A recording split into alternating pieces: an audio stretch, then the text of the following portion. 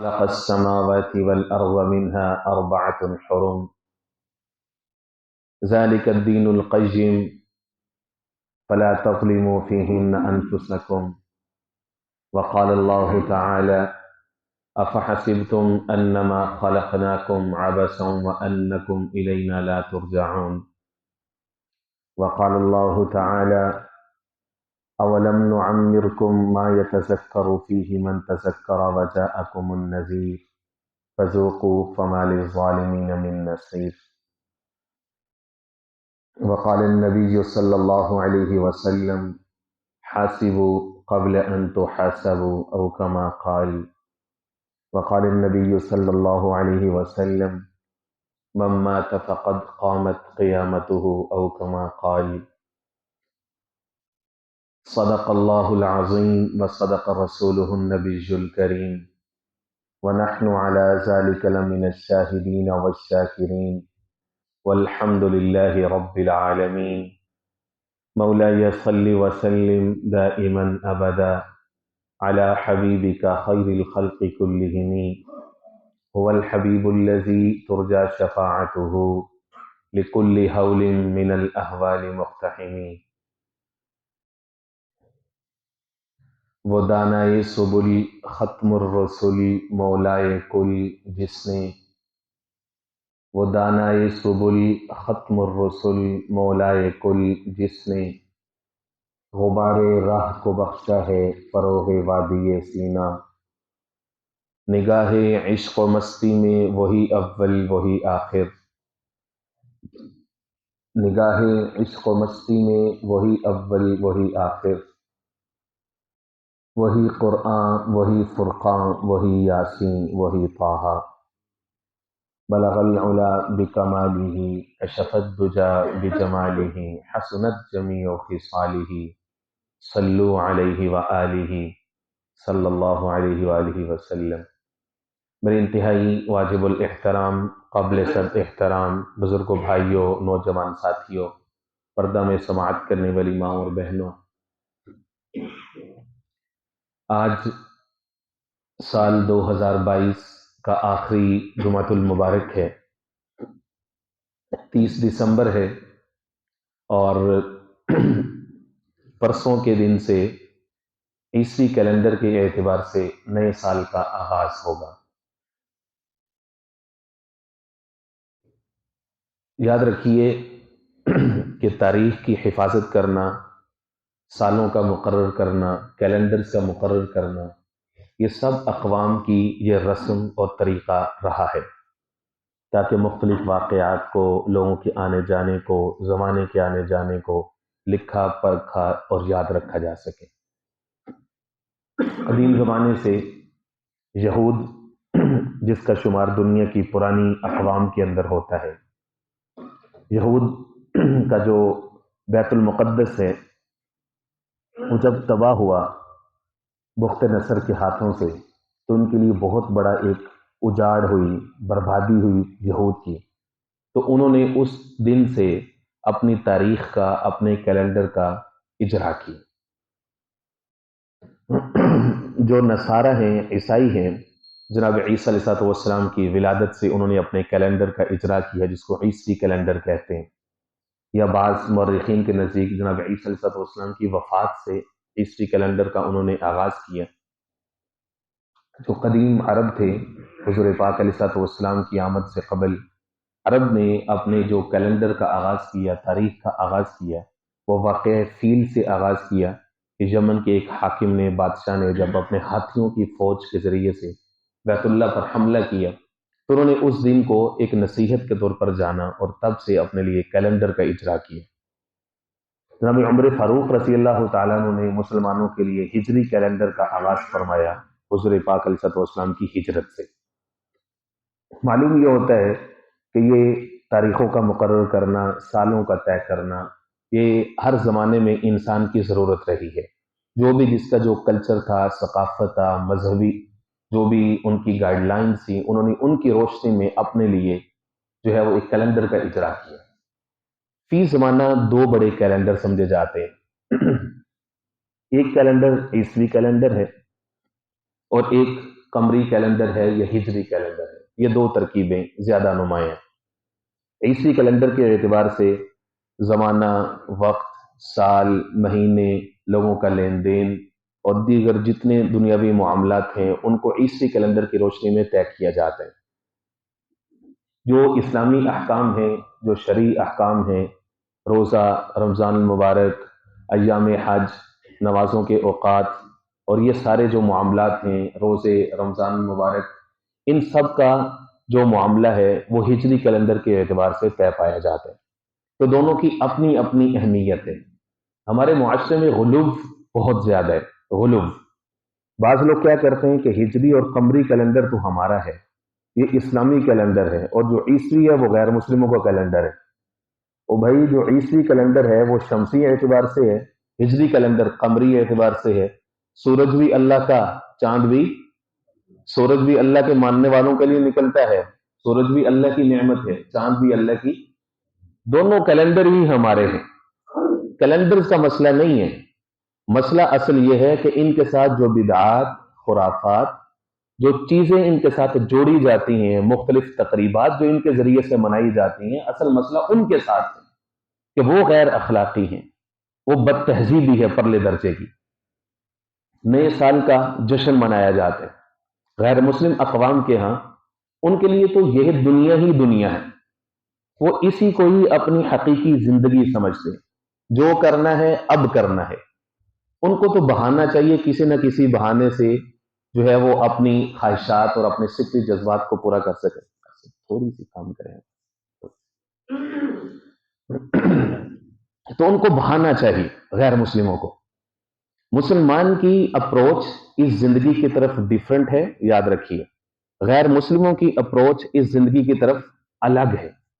غیر مسلم کے لیے کیا ہے؟ اس کے لیے یہ زندگی اصل زندگی ہے، آخرت، عقیدہ آخرت، بیس بعد الموت، حساب کتاب، اللہ کے سامنے پیشی، قبر کے معاملات، جنت جہنم، یہ سب چیزیں ان کے نزدیک یہ عقلی معیارات پر پورا نہیں اترتی، وہ نہیں مانتے۔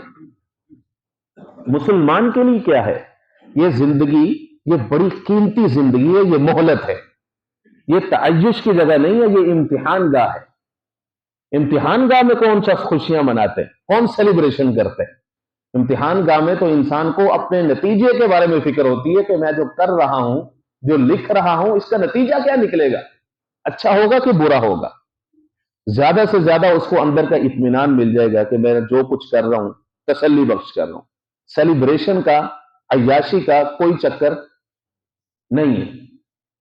اچھا، ان سے ہمیں کوئی لینا دینا نہیں ہے، جو مرضی کریں اپنی زندگی کے حوالے سے۔ المیہ یہ ہے کہ مسلمان معاشرہ خراب ہو رہا ہے، مسلمانوں کی نوجوان نسل تباہ ہو رہی ہے، ہر چیز میں ان کی پیروی، ہر چیز، جتنے تہوار آتے ہیں سینے کے ساتھ لگا لیتے ہیں۔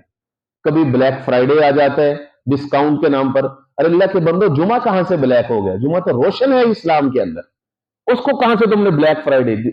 اسی طرح سے ابھی پچھلے دنوں ہیلووین کا تہوار گزرا، مسلمان نوجوان اس میں بھی آگے آگے۔ اسی طرح سے کرسمس کے تہوار میں عیسائیوں کے ساتھ، ان کے ساتھ بھائی چارے کا سلوک کرنا، ان کے قریب جانا، ان کو اس کمیونٹی کا حصہ بنانا، ان کو عزت دینا۔ تو جتنی سپیس ہے وہ تو مسلمان کمیونٹی دے رہی تھی، لیکن اس سے بڑھ کر کے آگے جانا، ان کی سیلیبریشن میں شریک ہونا، بھائی تمہارے عقیدہ توحید کے اوپر زد پڑتی ہے۔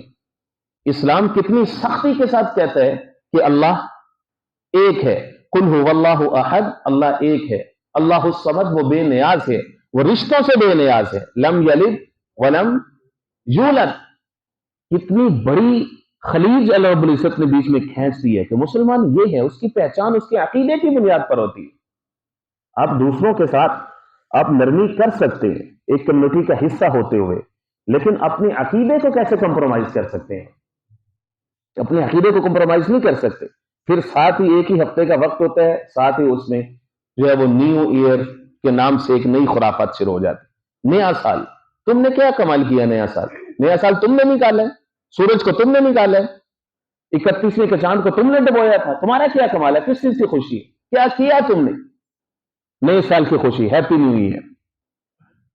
ان سے پوچھو اسلامی کیلنڈر کے بارے میں بتا دیں، ہجری کیلنڈر کے بارے میں بتا دیں، پوری ذمہ داری سے کہہ رہا ہوں۔ 10 نوجوانوں کو اکٹھا کریں، تو ان میں سے شاید 2 ہوں، مارجن دے رہا ہوں میں، 2 ہوں گے جن کو 12 مہینوں کے نام یاد ہوں گے۔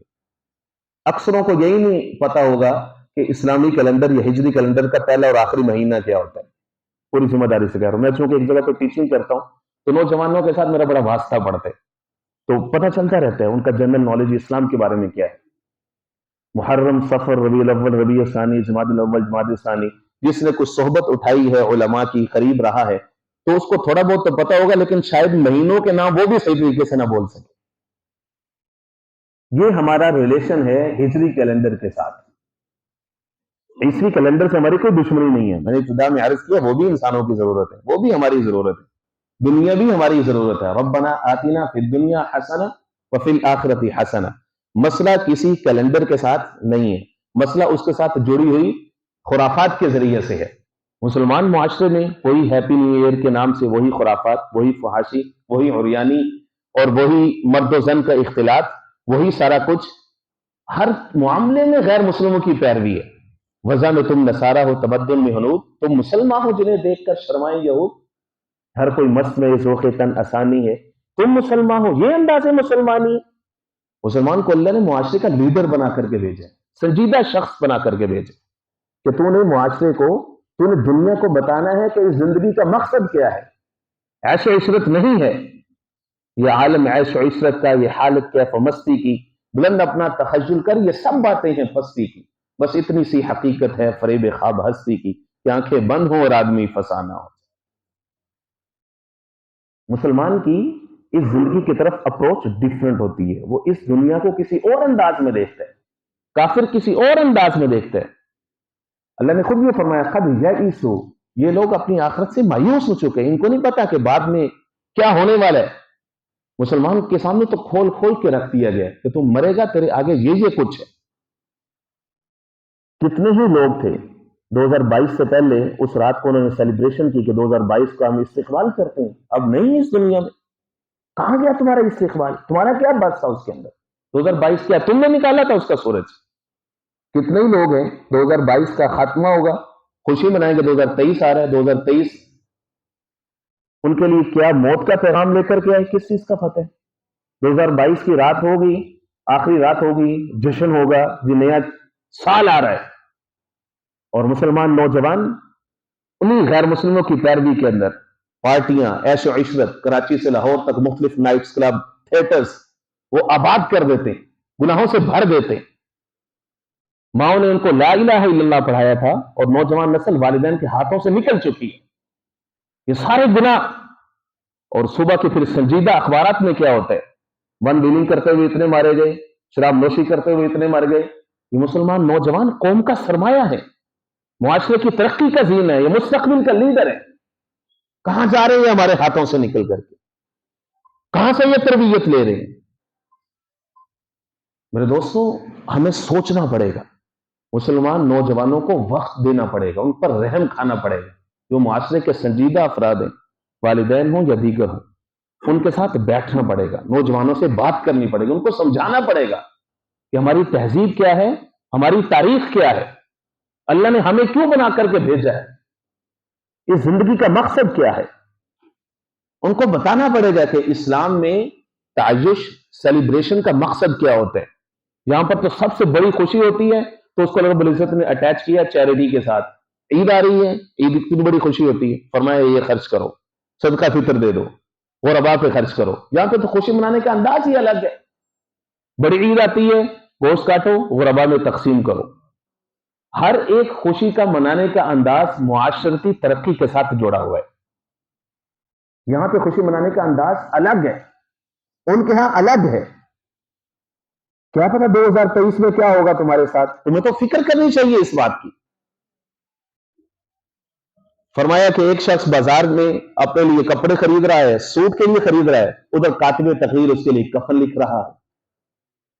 ادھر ایک شخص اپنے گھر کی تعمیر کے لیے مٹیریل خرید رہا ہے، ادھر کاتب تقریر اس کے لیے قبر لکھ کے بیٹھا ہوا ہے۔ کس چیز کا پتہ ہے تجھے اگلے لمحے کا؟ کس چیز کی سیلیبریشن ہے؟ میرے دوستو، بڑا ضروری ہے کہ ہم اپنی اس زندگی کو، حقیقت کو سمجھیں۔ کہنے والا سننے والوں سے زیادہ محتاج ہوتا ہے۔ 2022 گزر رہا ہے، 2023 آ رہا ہے. یہ وقت سیلیبریشن کا نہیں ہے، یہ وقت خود احتسابی کا ہے، اپنے وقت کی قدر و قیمت کا ہے. 2022 میں کیا میں سوچوں کبھی کہ میری کتنی نمازیں رہیں؟ 365 دنوں کو 5 کے ساتھ ضرب دیں، وتر سمیت 6 نمازیں. کیا میں پڑھ پایا ہوں؟ کتنی نمازیں میری رہ گئی؟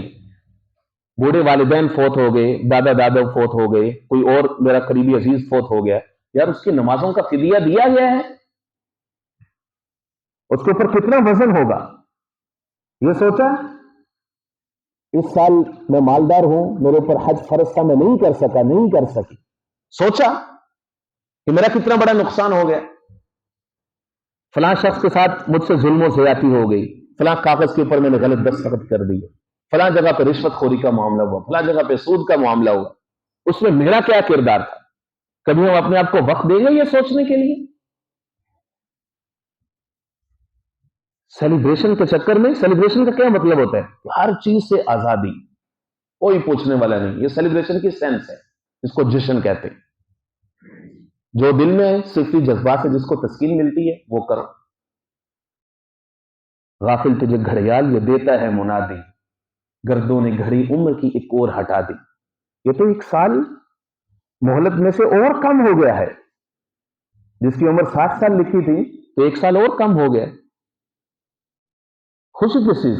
سیلیبریشن، تعجب ہے. حضور پاک علیہ السلام نے فرمایا من مات فقد قامت قیامت ہو.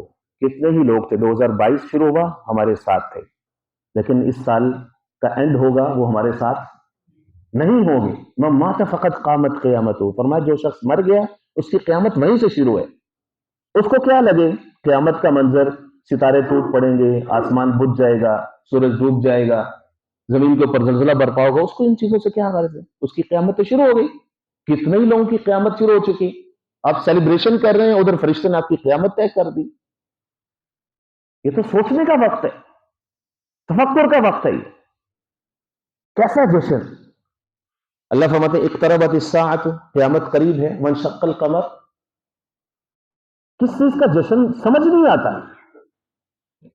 من حیث القوم اگر ہم سوچیں تو ہمیں تو جشن ویسے ہی زیب نہیں دیتا. 2022 کا سال کیا قیامت لے کے آیا ہمارے صوبوں کے اندر، ہمارے لاکھوں مسلمان بہن بھائیوں کے اوپر. جا کر کے دیکھیں بلوچستان، کے پی اور سندھ کے علاقے جہاں پر سیلاب آیا، امتحان کی شکل میں آیا یا عذاب کی شکل میں، اللہ کی ذات بہتر جانتی ہے. ہم نے اس سے کیا عبرت پکڑی؟ آج بھی لاکھوں مسلمان بچیاں، بہنیں، نوجوان، بوڑھے بے سر و سامان کھلے آسمان کے نیچے پڑے ہیں. سر چھپانے کو جگہ نہیں ہے ان کے پاس. وقتی ابال آیا، 2-4 یہاں سے لوگ گئے، ہر علاقے سے خیمے لے کر کے گئے، اس کے بعد کیا بنا ان کا؟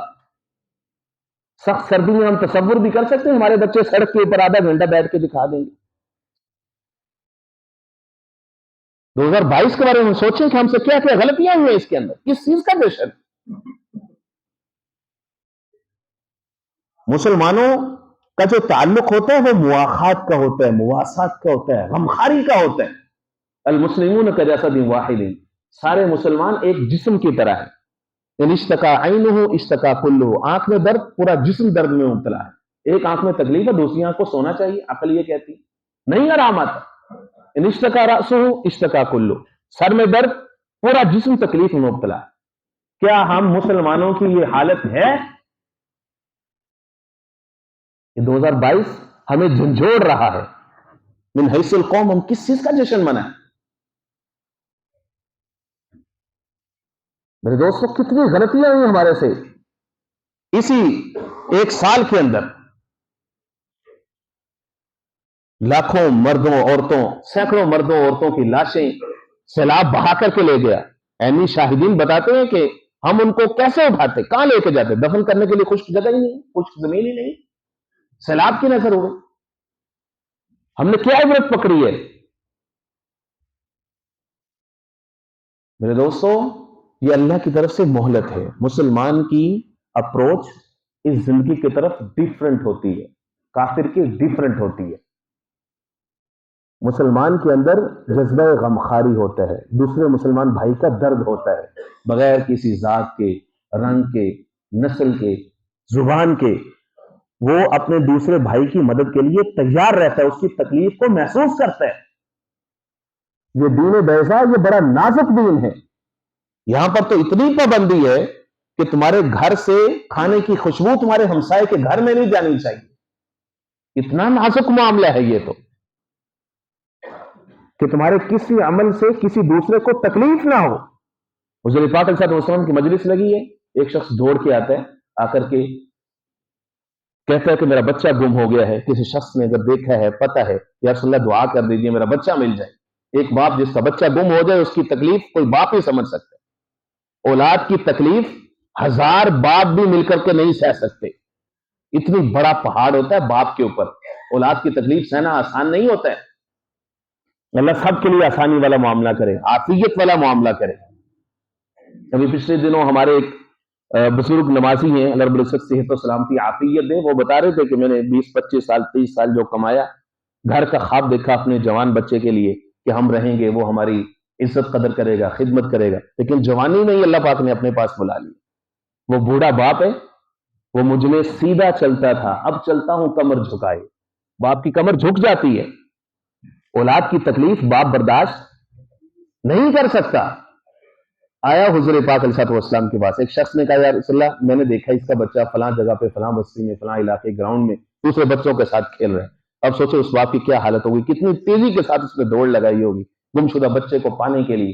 حضور پاک علیہ الصلوۃ والسلام نے اس کو آواز دی، فرمایا میاں ٹھہر جاؤ، یا رسول اللہ میرا بچہ میں ذرا لے لوں. فرمایا نہیں، ہماری پہلے ایک بات سنو. حضور پاک علیہ السلام نے فرمایا جب تم دیکھے نا اپنے بچوں کو دوسرے بچوں میں کھیلتے ہوئے، تو تو نے اس کو اپنے پاس بلانا ضرور ہے، لیکن بلا کر کے اس کو چومنا، پیار کرنا، حق کرنا یہ تو نے نہیں کرنا. یا رسول اللہ میرا بچہ ہے، میرا جگر گوشہ ہے، میں کیوں نہ اس کو سینے سے لگاؤں، اس کو بوسہ دوں، اس کا ماتھا چوموں، کیوں نہ یا رسول اللہ. فرمایا نہیں نہیں نہیں، تو نے یہ نہیں کرنا. ہو سکتا ہے کہ ان بچوں کے اندر کوئی یتیم بچہ بھی کھیل رہا ہو، جب تو اپنے پاس بلائے گا، سینے کے ساتھ لگائے گا، ماتھے کو بوسہ دے گا، تیرا جگر ٹھنڈا ہوگا. لیکن وہ یتیم بچہ سوچے گا کاش کہ میرا باپ بھی ہوتا ہے، مجھے بھی اسی طرح سے چومتا. تیرا یہ چومنا اس کے لیے تکلیف کا سبب بن سکتا ہے. اتنا نازک یہ معاملہ ہے کہ ہمارے اندر یہ احساسات، جذبات ڈیولپ ہو چکے ہیں کہ ہم دوسرے کی تکلیف کا خیال رکھتے ہیں اپنی سیلیبریشن میں، کہ میں خوشی مناؤں، میری خوشی سے کسی دوسرے کو تکلیف نہ ہو.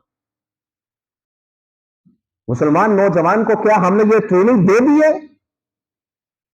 قانون تو اپنی جگہ پہ کام کرے گا، لیکن یہ ون ڈیلنگ کرتے ہوئے نوجوان، شراب نوشی کرتے ہوئے نوجوان، زنا کی طرف جاتے ہوئے نوجوان، کیا ان کے عمل سے ہزاروں دوسرے مسلمانوں کو تکلیف ہوگی؟ کیا ہم نے ان کے اندر یہ احساس پیدا کیا؟ ہمارا کریکولم سلیبس اس میں اتنی جان ہے کہ ہماری تعلیمی درسگاہوں، اداروں، ممبروں کے اندر اتنی جان ہے کہ وہ نوجوانوں کو یہ ایتھکس اور اخلاقیات سکھا سکیں، ان کو یہ مورل سٹینڈرڈز بتا سکیں کہ اسلامک سوسائٹی کن کے اوپر کھڑی ہوتی ہے. 4 ستون ہیں جن کے اوپر یہ دنیا قائم ہے. 4 ستون. علم العلماء، علماء کا علم اس دنیا کا پہلا ستون ہے. دعاء الفقراء، فقیروں کی دعائیں، یہ اس دنیا کا دوسرا ستون ہے. بثقافت الاغنیاء، مالداروں کی سخاوت، یہ تیسرا ستون ہے. بعدل الامراء، حکمرانوں کا عدل، اللہ رب العزت ہمیں عادل، دیندار، غیرت مند حکمران نصیب فرمائے. یہ 4 ستون ہیں. ہم ان ستونوں کو کہاں تک ان کی حفاظت کر رہے ہیں؟ کبھی ہم نے سوچا کہ ہمارا معاشرہ کس طرف جا رہا ہے؟ بحیثیت قوم ہمیں جشن سوچتے ہیں؟ ہمارے اوپر تو ذمہ داریاں اتنی زیادہ ہیں. معیشت سر کے بالوں سے لے کر کے پاؤں تک سود میں جکڑی ہوئی ہے. تم جشن مناتے ہو نئے سال کا؟ پورے معاشرے کے اندر چین در چین رشوت بازاری چل رہی ہے. چھوٹا سا کام بھی تمہارے آفیسز میں بغیر رشوت کے نہیں ہوتا. کس چیز کا جشن منا رہے ہو؟ سود کے اوپر جشن مناتے ہو، رشوت کے اوپر جشن مناتے ہو. ہزاروں مسلمان عورتیں بیوائیں گھروں میں بیٹھی ہوئی ہیں، اس بات کا جشن مناتے ہو. نوجوان بچیاں والدین کی غربت کی وجہ سے شادی کی عمر کو کراس کر رہی ہیں، 40 سال سے اوپر، اس بات کا جشن مناتے ہو. میرے دوستو، مسلمان کے لیے یہ زندگی الگ ہوتی ہے. اس نے اس دنیا کو الگ انداز میں دیکھنا ہے، اس نے کافر کی سائڈ سے نہیں دیکھنا. یہ ذمہ دار ہے، اس کو اس دنیا کا حاکم، امام اور لیڈر بنا کر کے بھیجے. مسلمان لیڈر ہے ساری اقوام کا، لیکن لیڈر کی کچھ خصوصیات ہوتی ہیں. لیڈر کو لیڈرشپ سکلز اس کے اندر ہونی چاہیے، کریکٹرسٹکس ہوتی ہیں. اللہ اتنا ظالم نہیں کہ امریکہ اور مغرب سے اس دنیا کی قیادت لے کر کے اس مسلمان کو دے دے گا. نہ انسانی اقدار ہے، نہ اخلاقی اقدار ہے. رشوت، سود، جھوٹ کے اوپر اس کا کاروبار ہے. دوسرے کو جب مرضی اس کی ٹانگیں کھینچے گا. اخلاقی سٹینڈرڈز ان کے یہ ہے، اور اللہ ان کو تاج امامت پہنا دے گا کہ تو دنیا کی امامت کر لے جا. اللہ ظالم ہے؟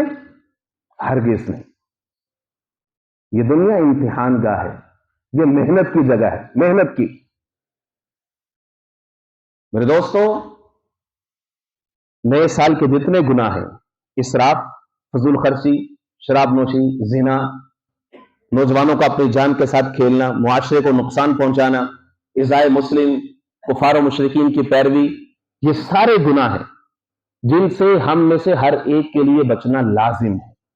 ہر ایک کے لیے بچنا لازم ہے. کئی سارے لوگ آتے ہیں جی مبارکباد دینے میں کیا حرج ہے؟ بھائی مبارکباد دینے میں کیا حرج ہے؟ مبارکباد جب مرضی دوسرے مسلمان کو دے دو. نئی صبح طلوع ہوتی ہے، اللہ نے اس کو زندگی دی ہے، اس کو مبارکباد دے لو، کیا حرج ہے؟ مبارکباد کیا ہے؟ دعا ہے نا. اللہ تیری زندگی میں، تیرے علم میں، تیرے عمل میں برکتیں دے دے. مبارکباد تو دعا ہے. جی نئے سال کی مبارکباد دینے سے بھی آپ لوگ منع کر رہے ہیں. بھائی نئے سال کے ساتھ کیوں دے رہے ہیں؟ جب بھی ملے اس کو مبارکباد دے لو. مبارکباد تو ایک دعا ہے. لیکن خاص اس موقع پر جو شخص گناہوں کی طرف جا رہا ہے، گناہوں کا ارادہ کر رہے ہیں، اور جو ہے وہ کسی ایسی مجلس میں شریک ہے جس میں گناہ ہو رہے ہیں، اس کو تم مبارکباد دے رہے ہو. اب اس مبارکباد کا مطلب مختلف ہے. اس مبارکباد کا مطلب یہ ہے کہ تم اس کو انکریج کر رہے ہو، اس کی حوصلہ افزائی کر رہے ہو. اب مبارکباد دینے کا مطلب اور ہوگا. کرنے کے کام کیا ہے میرے دوستوں؟ میں ان کاموں پہ آ رہا ہوں جو کرنے چاہیے نیا سال شروع ہو تو. پہلا کام خود احتسابی، سیلف ایویلیویشن، خود کا حساب کرنا کہ اس پورے سال کے اندر کیا کیا چیزیں مجھ سے غلط ہوئی ہیں. میں نے اپنی فیملی کے ساتھ کسی کے ساتھ کوئی برا سلوک تو نہیں کیا، کچھ برا تو نہیں کیا. معاشرے کی جو نارمس ہیں کیا میں نے ان کو تباہ تو نہیں کیا.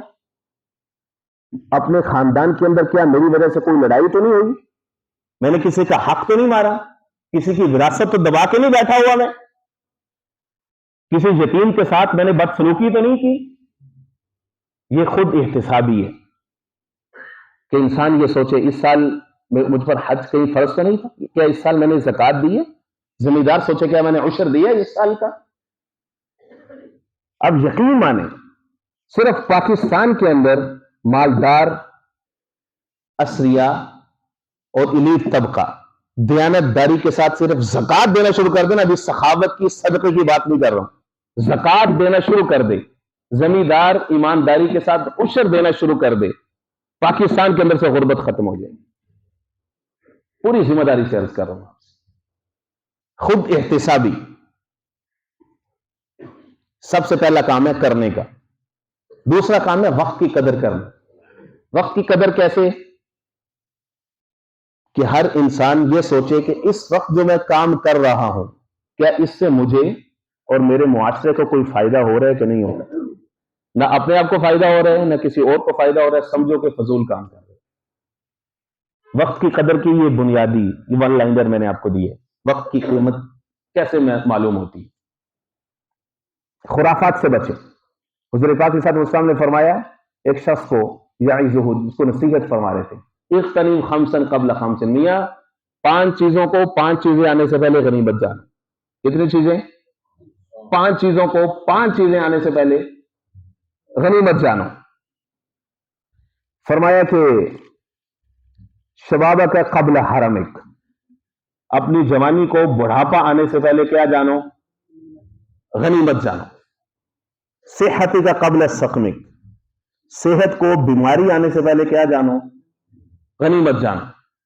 غناءک قبل فقرک، فقر و فاقہ آنے سے پہلے جو تمنگر ہے، مالداری ہے، 4 پیسے ہیں، ان کو کیا جانو؟ غنیمت جانو. اور فرمایا کہ حیاتک قبل موتک، اپنی زندگی کو موت آنے سے پہلے کیا جانو؟ غنیمت جان. وقت کی قدر سکھائی حضور پاک علیہ الصلوۃ والسلام نے کہ جو ہے اس کو غنیمت جانو، اس کا درست استعمال، وقت کو پروڈکٹیو کسی کام کے لیے استعمال کرنا، یہ ہے وقت کی قدر. خواجہ بہلول بصری، خواجہ بہلول دانا رحمت اللہ علیہ بازار میں بیٹھے ہوئے تو بادشاہ کی سواری گزری، پوچھا کہ یہ ادھر کیسے بیٹھے ہو؟ صوفی بزرگ تھے. راستے میں کیسے بیٹھے ہو؟ بازار، شور شرابہ، جھوٹ کی جگہ، آپ اس جگہ پہ کہاں پہ؟ صوفی شریف آدمی. تو حضرت نے فرمایا کہ میں لوگوں کی اللہ سے صلح کروا رہا ہوں، میں اس لیے بیٹھا ہوں. بادشاہ گزر گیا. کیا بات کی ہے؟ اللہ والوں کی باتیں، قلندر حج گویت دیدہ گویت، پتہ نہیں بابا جی نے کیا بات کی. کچھ ہی دن کے بعد بادشاہ کی سواری قبرستان کے پاس سے گزر رہی تھی. خواجہ بہلول پھر وہاں بیٹھے ہوئے تھے قبر کے کنارے. حضرت نے پھر سلام کیا. آج ادھر کیسے بیٹھے ہو؟ وہی کام میں کر رہا ہوں، وہ جو میرا کام ہے. کیا کام ہے؟ میں لوگوں کی اللہ سے صلح کروا رہا ہوں. اچھا، اس دن بازار میں بیٹھے تھے لوگوں کی اللہ سے صلح کروا رہے تھے، آج ادھر بیٹھے لوگوں کی اللہ سے صلح کروا رہے. فرق کیا ہے؟ فرمایا کہ میں اس دن بھی یہی کام کر رہا تھا، آج بھی یہی کام کر رہا ہوں.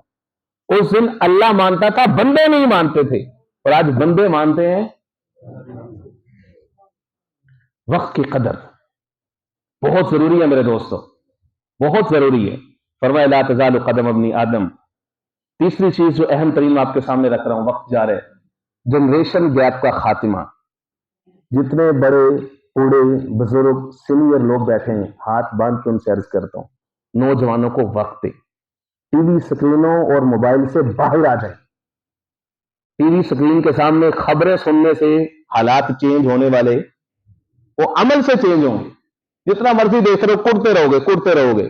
فلانا گٹر میں گر گیا، فلانے کا حادثہ ہو گیا، فلانا مر گیا، فلانے نے کرپشن کر لی، فلانے نے چوری کر لی، فلانا، ساری اس طرح کی خبر ہوگی. اچھی کوئی خبر ملنے والی نہیں. اس لیے اپنے آپ کو وہاں سے الگ کریں، اپنے بچوں کو وقت دیں. نوجوانوں کے پاس بیٹھیں. نوجوانوں سے درخواست ہے کہ بڑے بوڑھے بزرگوں کے پاس بیٹھیں، ان سے سیکھیں، زندگی کے راز سیکھیں. یہ جنریشن گیپ کا خاتمہ بڑا ضروری ہے. جب تک نوجوان اپنے بوڑھے بزرگوں سے ڈی ٹیچ رہے گا، تب تک وہ غیروں کی پیروی کرتا رہے گا. جو اس کو ملے گا وہ اس کی پیروی کرنا شروع کر دے گا.